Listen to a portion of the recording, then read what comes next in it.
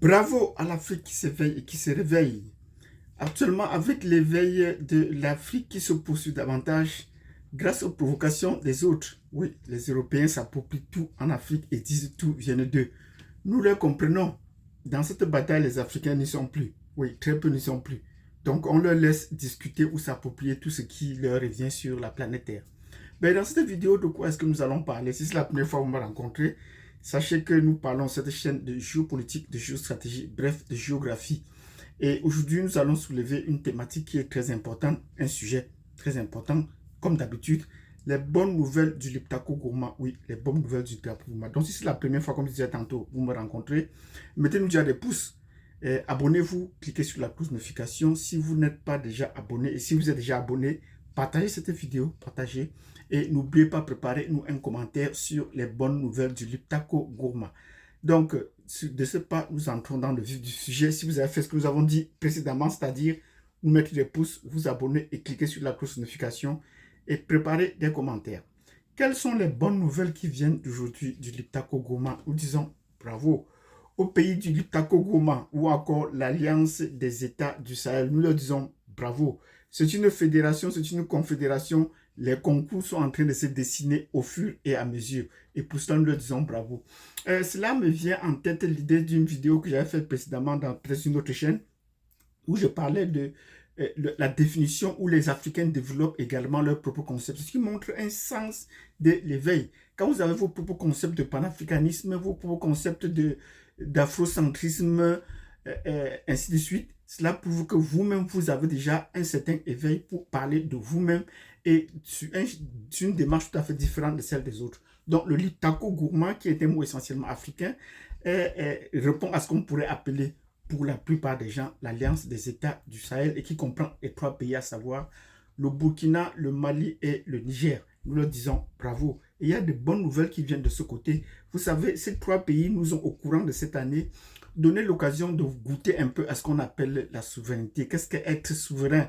Parce qu'on a chanté depuis peu le mot indépendance, mais ce n'était pas vraiment ce qui nous cadrait. Les autres nous ont dit que nous étions indépendants, mais en fait, on n'était pas. C'était juste l'arbre qui cache la forêt, mais au-dessous, il tenait encore toutes les manettes. Ces trois pays, depuis 2 ans, nous ont donné l'occasion de goûter à ce que nous montrer ce qu'on peut appeler la souveraineté. Donc, nous disons bravo à ces pays qui nous donnent une ère nouvelle en Afrique. Et il y a des bonnes nouvelles qui viennent de ces pays. Pour le cas du Burkina Faso, où les nouvelles vont encore de plus, et nous disons bravo au capitaine Traoré. Comme nous avons mis ces trois États dans la deuxième tranche des pays, des hommes d'État à qui nous disons qui ont été les meilleurs de cette année, c'est les pays du Liptako Gourma. Le capitaine Traoré s'est illustré au courant de ces derniers temps et c'est même peut-être la bête à battre parce que peut-être qu'il est le plus jeune et qui est en train d'oser. Nous disons bravo et beaucoup de courage, mais qui ne se laisse pas entraîner ou de faire confiance à ses amis comme a fait ses prédécesseurs. Oui, il reste la propriété de l'Afrique. Nous ne voulons pas être en larmes l'année prochaine. Donc, bravo au capitaine Traoré. On a vu des industries qu'il a mis en place. Nous leur disons bravo. Par exemple, la construction d'une usine de raffinage de l'or. Bravo.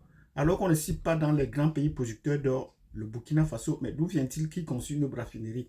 Ils disons bravo, il faut déjà la mettre en place, quitte à importer même l'or et le mettre en place. Mais le Burkina, d'après les productions artisanales qu'il y a sur place, fait des chiffres déjà très importants. Et les prospections vont aller encore bon train. Nous le disons bravo. Mais l'objet de cette vidéo, nous disons bravo et la bonne nouvelle, c'est que l'ambassade de Russie vient d'ouvrir à Ouagadougou. Bravo. Après 31 ans de fermeture, oui, sous le règne de Blaise Compaoré, la Russie avait fermé son ambassade à Ouagadougou. Donc, ils viennent de rouvrir leur ambassade. Nous leur disons bravo. Ça montre que la coopération avec la Russie va bon train. Mais l'ouverture de cette ambassade vient à la suite de ce que le Burkina Faso a signé des contrats avec le gouvernement le gouvernement russe pour les armements, et ils sont bien équipés en armement, et également avec des compagnies pour installer, pour être autosuffisant en énergie électrique grâce au nucléaire. Donc l'ouverture de cette ambassade va également avec l'ouverture, avec la mise en place d'une centrale nucléaire pour l'approvisionnement en électricité. Donc nous lui disons bravo pour cela. Et beaucoup d'autres projets agricoles sont en train de voir le jour au Burkina Faso, être autosuffisants en riz, être autosuffisants en beaucoup d'autres domaines, en beaucoup d'autres productions agricoles, où il invite les différents ministères à s'impliquer dans la production agricole déjà. Et c'est là le point de départ du développement d'un pays, la sécurité alimentaire. Nous disons également bravo au Mali, parce que le Mali, depuis peu, est en train de repousser les limites de la France et de façon un peu plus technique encore. Donc, elle demande donc aux entreprises françaises de payer les impôts tels que ça se doit. Oui, ce n'est pas l'occasion de chasser tout directement la France. Créer la monnaie, à mon sens, peut être très tôt, de maintenant de créer une monnaie. Mais il faut préparer également les populations. Les populations sont dans la fièvre, dans l'attente de la création d'une nouvelle monnaie. Mais le gouvernement prend également tout son temps. Oui, c'est le temps de se préparer. Il faut que la fièvre de la création d'une nouvelle monnaie dans ces États monte encore. Parce qu'en créant avec les entreprises françaises sur place, ça ne pourra pas vraiment donner, comme on dit au Cameroun, ça ne pourra pas donner. Il faudrait attendre, il faudrait mettre en dehors tous les prédateurs ou les mettre tous en règle. Donc après avoir mis les compagnies Air France dehors, après avoir refusé qu'ils ne continuent à venir à Bamako, on a également demandé à d'autres compagnies françaises de pouvoir s'aligner sur le prix du pays parce que depuis des années, ils ne payent pas les impôts comme cela se doit. Ce n'est pas seulement dans les États du Liptako Gouma, mais c'est également au cas du Nigeria qui a dit à Air France, si depuis 2015 vous n'avez pas payé les impôts, il est temps que vous payez vos impôts, sinon arrêtez de venir chez nous. Donc nous disons bravo au Mali qui comprend qu'il faut également aller par étapes. Et nous le disons également bravo pour le Liptako, pour le cas du Mali, parce qu'ils ont renvoyé l'ambassadeur de l'Algérie. Oui, il y a encore des menaces qui rôdent autour des pays du Liptako gouvernement. Et actuellement, le cas le plus dangereux, c'est le cas de l'Algérie. L'Algérie n'est pas un pays africain, il faut qu'on se le dise. Dans la réalité, l'Algérie est un département français. Ça a été ainsi depuis l'annexion de ce territoire. Ils ont annexé ce territoire qu'ils ont collé à la France. Ce n'était pas une colonie française, même si on pourrait l'appeler une colonie de peuplement, mais ce n'était pas un territoire d'outre-mer ou une colonisation française. Non, c'était une partie de la France. Et jusqu'aujourd'hui, les gouvernants au sommet à Alger sont des Français. Vous ne voyez pas la différence. Demandez aux Marocains qui sont les Algériens. Ils vont vous le dire, ce sont des Blancs. Donc vous ne voyez pas la différence entre eux. Et c'est la raison pour laquelle ils se comportent ainsi. Ils pensent que quand la France n'est pas là, la France peut les pousser également à venir en Afrique s'aimer la zizanie. Mais ce n'est pas le cas.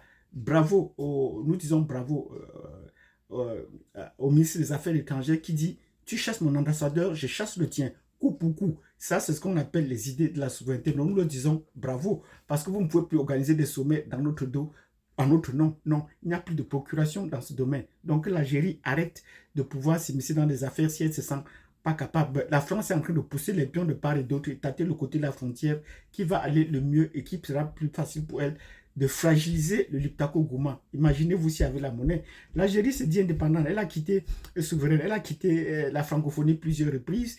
Elle a fait sa monnaie. L'Algérie a sa monnaie, c'est vrai. Le dinar. Mais où est-ce qu'on fabrique cette monnaie? Malheureusement, ça se trouve en France. Donc, vous comprenez que l'Algérie n'est pas aussi très éloignée de ça. On parle tous les jours de la coopération avec la Russie. Ben, ce n'est pas ça. Ben, les gens qui tiennent le pouvoir exactement sont de ce côté-là. Donc, le sud de l'Algérie est essentiellement contrôlé par la France et avec tous les États qu'elle crée, parce que même les gouvernants de l'Algérie sont également au nord. Donc, ce n'est pas le cas sur l'Algérie aujourd'hui, mais nous parlons de ce qui s'est passé avec le Mali, les échauffourées qui a lieu avec le Mali. Et nous connaissons déjà la façon de faire des autorités du Mali. Nous leur disons bravo. Ce serait d'arrêter cette crise et de la laisser, de rompre les relations carrément avec eux et de ne plus les relouer. Parce qu'on attend que l'Afrique n'est plus celle qu'elle était, surtout le Mali. On attend qu'ils viennent taper les mains. Non, on n'a plus besoin de l'ouverture vers la mer. Ça ne se passera pas du côté du Maroc aussi, qui veut faire des propositions. On a déjà l'ouverture vers la mer. Donc nous disons bravo également au Liptako Gouma. Nous disons bravo enfin au Niger. Oui, les autorités du Niger, de Niamey, prennent le temps d'expulser les Français. Ils ont adopté, et on avait des craintes du côté de l'armée américaine sur le sol nigérien, mais ils ont adopté une résolution disant plus de troupes étrangères sur leur territoire. C'est ça, il faut prendre d'abord les dispositions légales avant d'entrer dans la force. L'Algérie, les États-Unis connaissant ça déjà, c'est une bonne chose. Ils savent déjà qu'on peut négocier tout. Ben, on ne pourrait pas arriver à pouvoir s'implanter, avoir une base militaire encore sur le long terme sur le territoire du Niger. Parce que cela nous a inquiété quand on a vu Les ambassadeurs se font recevoir à Niamey, les ambassadeurs américains se font recevoir à Niamey, ou les autorités américaines voyageaient à Niamey pour se faire recevoir. Cela nous a inquiétés parce que là, c'est encore une autre pion des États, c'est pas de l'OTAN qui essaie de trouver les moyens de fragiliser ces États. Nous disons toujours bravo à tous ces États qui veillent à leur sécurité. Nous n'avons pas été très longs dans cette vidéo, 10 minutes ça a été bon. Nous disons merci à tous ceux qui nous ont écoutés. S'il y a des informations qui étaient pertinentes, qui vous ont aidé, n'hésitez pas à nous mettre des pouces, à cliquer sur la notification et surtout à vous abonner. Partagez cette vidéo parce que les bonnes nouvelles, il y en a encore. Nous sommes à l'heure du bilan et nous ferons les bilans pour ces principaux pays. Merci, bravo à l'Afrique qui se réveille et à tantôt. Bonne année.